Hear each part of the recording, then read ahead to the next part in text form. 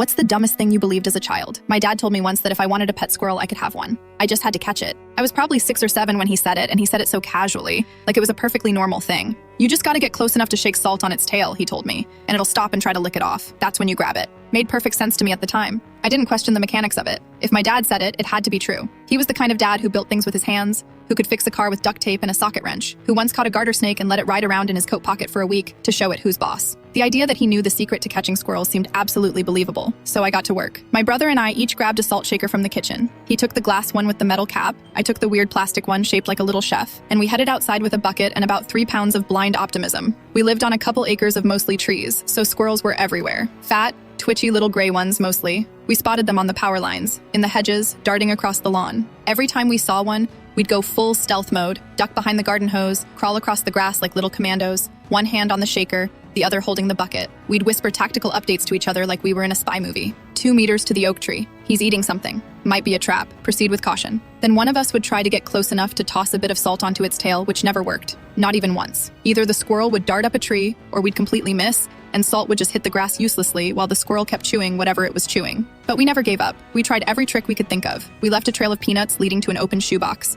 We made a squirrel trap out of a laundry basket and a stick, cartoon style. We even once tried sneaking up on one in the front yard by crawling underneath my mom's car. This went on for months. It became our afternoon routine. Come home from school, grab the salt, chase squirrels. On weekends, we upgraded to Squirrel Patrol, which involved walkie-talkies and binoculars we borrowed from my uncle. We even had code names. My brother was Squirrel Buster 1. I was Shadowtail. We kept logs of which squirrels we thought might be weaker targets. I drew pictures of them in a notebook like we were tracking fugitives. At no point did it ever strike us as weird that the salt thing didn't seem to work. We just figured we were doing it wrong. Not fast enough, not sneaky enough. We never blamed the method, only our execution. I think the last time I tried it seriously was around age 9. I remember seeing a squirrel perched on the fence and feeling that old thrill of possibility. I had the shaker in my hand, ready to go. I crept up behind it, holding my breath, and it bolted like all the others. I dumped the last of the salt onto the fence post in frustration and went back inside. I didn't think about it much after that. Grew up, got into other stuff, but when I was around 15, we were visiting my grandparents, and my dad told the salt on the tail story to my younger cousins like it was some hilarious family joke. That's when it hit me. He'd made it up. The entire thing had been bullshit. There was no squirrel salt trick. He just wanted to get us out of the house, keep us occupied,